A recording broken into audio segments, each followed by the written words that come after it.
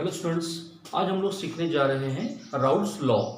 तो बेटा Raoult's law सीखने के लिए पहले हम कुछ कॉन्सेप्ट को समझ लें, फिर हम राउल्ट्स लॉ को समझेंगे। हमारे पास एक कंटेनर है। इस कंटेनर में हमने वाटर ले लिया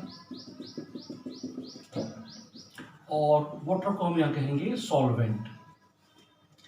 हमने वाटर लिया, हमने वाटर को सॉल्वेंट का ध्यान रखिएगा कि वाटर जो होता है ये वॉलेटाइल होता है। वोलेटाइल का मतलब होता है कि जिसको हीट देने पर वो वेपोराइज्ड हो जाता है, उसको कहते हैं वोलेटाइल। अब हमने इस वाटर को गर्म करना स्टार्ट किया, हीट दी हमने, तो इस वाटर की वेपर्स बनने लगेगी और ये वेपर्स ऊपर जाएंगी और यहाँ पर जाकर के सरफेस के ऊपर प्रेशर लगाएगी। वाटर की सरफेस के ऊपर वेपर के पार्टिकल्स प्रेशर लगाएंगे। इस प्रेशर को कहते हैं vapour pressure of pure solvent और इसके लिए हम लोग सिंबल यूज किया करेंगे PA0। तो अब ध्यान रखिएगा कि वाटर जो है 100 डिग्री सेंटीग्रेड पर बॉईल होता है। ऑल ओवर वर्ल्ड में वाटर का बॉइलिंग पॉइंट 100 डिग्री सेंटीग्रेड है और इसका वेपर प्रेशर भी ऑल ओवर वर्ल्ड में बिल्कुल फिक्स है, इसीलिए इसको हम एज ए कांस्टेंट यूज कर सकते हैं। अब हम बात कर रहे हैं, हमने इसमें एक नॉन वोलेटाइल सॉल्यूट, कोई सॉल्यूट लाइक NaCl मिक्स कर दिया। हमने जैसे इसमें NaCl मिलाया, ध्यान रखिएगा ये नॉन वोलेटाइल है,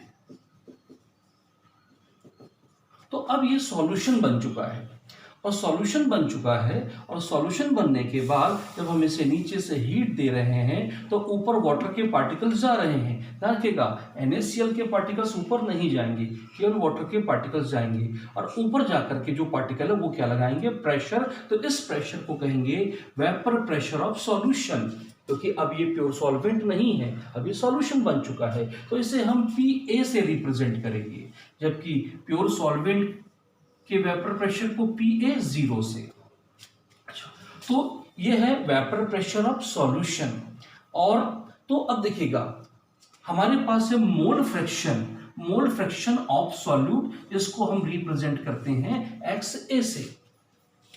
तो राउल्ट्स लॉ जो है वो कहता है कि vapour pressure of any solution is directly proportional to mole fraction of solvent. आइए अब देखते हैं, vapour pressure of any solution containing a non volatile solute in a volatile solvent is directly proportional to the mole fraction of the solvent. Mean solution का vapour pressure solvent के mole fraction के directly proportional होता है।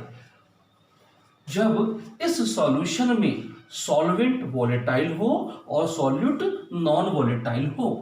आइए अब हम इस sign को हटाएंगे, तो हम यहां पर एक कांस्टेंट लाएंगे KXA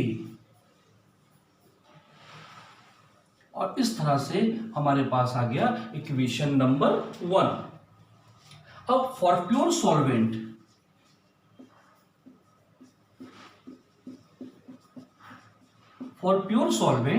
प्योर सॉल्वेंट की अगर हम बात करें, मीन जब इस सॉल्यूशन में हमने NaCl नहीं मिक्स किया है, तो अभी ये प्योर सॉल्वेंट है, ओनली यहां पर वाटर है। हम वाटर को गर्म कर रहे हैं, हीट दे रहे हैं, वाटर के पार्टिकल्स ऊपर जा रहे हैं और ऊपर से फिर नीचे भी आ रहे हैं और ऊपर जाकर के वो यहाँ पर प्रेशर लगा रहे हैं, इसको हम कहते हैं वेपर प्रेशर। और ये vapour pressure of pure solvent है अभी, जिसे हम रिप्रेजेंट करते हैं PA0 से। फॉर प्योर सॉल्वेंट, जब प्योर सॉल्वेंट की बात करें तो उस समय जो वेपर प्रेशर होता है वो होता है PA0। Mean for pure solvent PA equal to PA0 and XA equal to 1। Mean mole fraction जो होता है वो 1 होता है। तो आइए इन दोनों को हम, इस वैल्यू को हम यहां पर रख देते हैं, पुटिंग द वैल्यू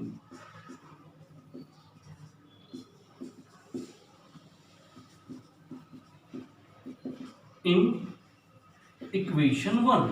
इक्वेशन 1 में हम वैल्यू रखने जा रहे हैं, आइए देखते हैं।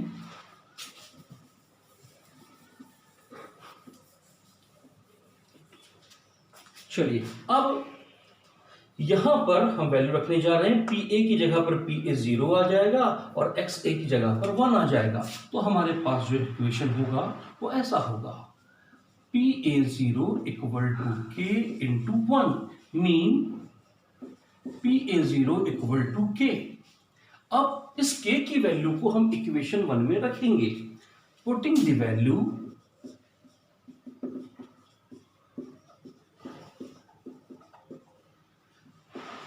in equation 1, putting the value of k in equation 1।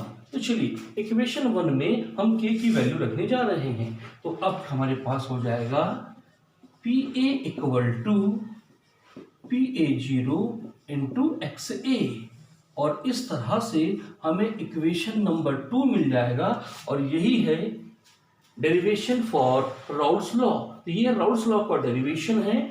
अब बेटा अगर हम बात गौर करें, ये दोनों चीजें एक दूसरे के डायरेक्टली प्रोपोर्शनल है, vapour pressure of solution and mole fraction of solvent. हम दोनों को लेकर के अगर एक ग्राफ प्लॉट करें, हमने यहां ले लिया एक्स ए और यहां पर ले लिया पी ए, तो हमें एक स्ट्रेट लाइन मिलती है।